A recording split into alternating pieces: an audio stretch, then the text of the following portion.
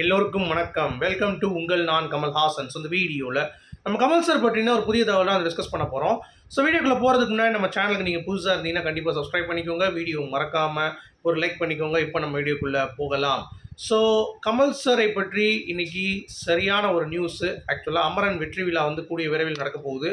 அதற்கு ஸ்டாலின் அவர்கள் வருகை தர போகிறார் அப்படின்ற ஒரு அப்டேட்டு. சூப்பர் ஸ்டார் ரஜினிகாந்த் அவர்கள் மற்றும் கமல்ஹாசன் அவர்கள் டிசம்பர் 9ஆம் தேதி வந்த பிறகு 12ஆம் தேதி பார்த்தீங்கன்னா அமரனுடைய வெற்றி விழா பிளான் பண்ணியிருக்காங்க. ஸோ அமரன் வெற்றி விழாவில் கண்டிப்பாக களம் இறங்குறாரு கமல்ஹாசன் அப்படின்றது தான் இப்போ நமக்கு வந்த லேட்டஸ்டான நியூஸு. ஸோ அது வந்த பிறகு ஆக்சுவலாக அதாவது அமரன் வெற்றி விழா முடிந்த பிறகு அது போன பிறகு நெக்ஸ்ட் பார்த்தீங்க அப்படின்னா கேஎஸ் 237க்கான பணிகள், அதாவது அன்பறிவு ப்ராஜெக்ட்டுக்கான பணிகள் விரைந்து தொடங்கும் அப்படின்ற மாதிரி சொல்லியிருக்காங்க. ஸோ இட்ஸ் அ டபுள் பொனான்ஸா தான். வந்தார்னாலே அடுத்தடுத்து அப்டேட் இருக்குது அப்படிங்கிறது. இன்னொரு ஒரு மகிழ்ச்சியான செய்தி நம்ம தங்கவேல் சொல்லியிருந்தார். இந்த சீசன் பிக் பாஸ் அப்படிங்கிறது முடிஞ்சிருச்சு. உங்களுக்கே தெரியும் கண்டஸ்டன்ஸ் அந்த அளவுக்கு இல்லாதனால ஹோஸ்ட்டும் சரியில்லை. நிறைய பேர் கோபேக் சேதுபதி, கம்பேக் சேனாபதிலாம் சொல்லிட்டாங்க.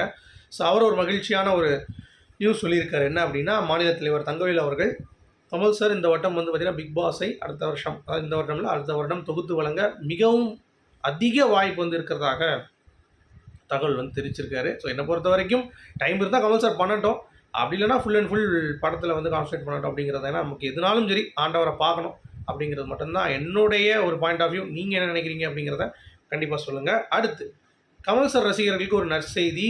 கமலா சினிமாஸில் மாயாஜாலில் கமல் சாருடைய குணா படம் ரிலீஸ் ஆகுது அப்படிங்கிறது தான். ஸோ நவம்பர் 29ஆம் தேதி அந்த படம் வெளிவருது.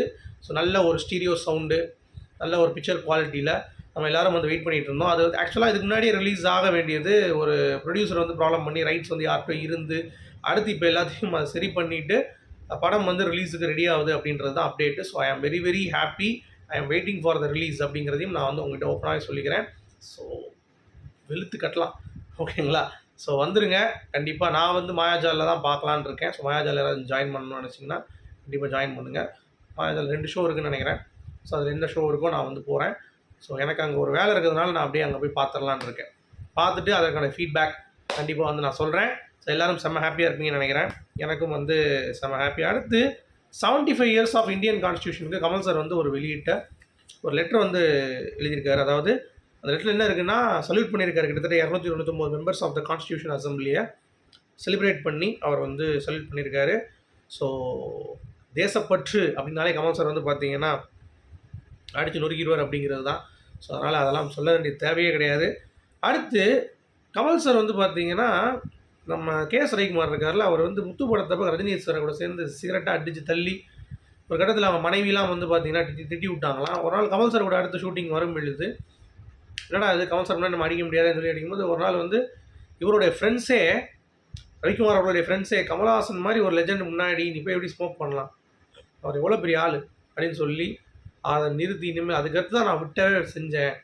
ஷூட்டிங் ஸ்பாட்டில் தம் அடிக்கிறது விட்டதுக்கான காரணமே கமல் சார்கிட்டே நீ அடிப்பியா அப்படின்ற மாதிரி என் ஃப்ரெண்ட்ஸ்லாம் சொன்னாங்க. அதுலேருந்து நான் அப்படியே கொஞ்சம் கொஞ்சம் விட்டேன். கமல் சார் அந்த பேட்டில் சொல்லுவார், அப்பா நான் அட்லீஸ்ட் உங்களை இந்த ஆக்சிஸ் பண்ணியிருக்கேன் அப்படின்ற மாதிரி. அது ரொம்ப நெகிழ்ச்சியாக இருந்தது. பழைய பேட்டி நான் சொல்கிறது.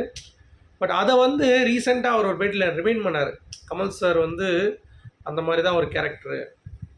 அவர்கிட்ட என்ன சொன்னார், உங்கள் மனைவி ரொம்ப என்னை பார்க்குறப்பெல்லாம் பாராட்டுறாங்க, உங்களால் சிகரெட்டை விட்டார் அப்படின்னு சொல்லிட்டு அப்படின்ற மாதிரி சொல்லுவார். அது ரொம்ப அற்புதமாக இருந்தது. அடுத்து நம்ம பஞ்சர்நாச்சலம் சார் இருக்கார்ல, அவர் அபூர்வ சகோதரர்கள்லாம் பார்த்துட்டு ஒரு ஸ்க்ராப்பில் போட்டுருங்கன்னு சொல்லிட்டாராம். ஃபஸ்ட் கமர்ஷியலாக இல்லைன்னு சொல்லி சில ஐடியாஸ்லாம் கொடுத்துருக்காரு. அடுத்து அதை இது பண்ணி அப்புறம் மைக்கேல் மதர் காமராஜரும் பக்காவாக ரெடி பண்ணணும், தீபாவளிக்கு ரிலீஸ் பண்ண முடியாதுன்னு சொன்னாங்களாம். அதுக்கு உடனே இவர் சொல்லிட்டாராம் டிஸ்ட்ரிபியூட்டர், அதெல்லாம் கவலைப்படாதீங்க சார், என்னைக்கு படம் ரிலீஸோ அன்னைக்கு தீபாவளி சார் அப்படின்ற மாதிரி ஓப்பனாக அடிச்சிட்டாராம். ஸோ கமல் சார் படம் ரிலீஸ் ஆனாலே தீபாவளி தானே அப்படிங்கிறது தான் பாயிண்ட் அவருடைய இதில். ஸோ அவர் அதை ரொம்ப நெகிழ்ச்சியாக பேசியிருந்தார். மைக்கேல் மதன் காமராஜர்லாம் நான் வெயிட் பண்ணி படம் சக்கவோடு ஓட்டுச்சு அப்படின்னாரு.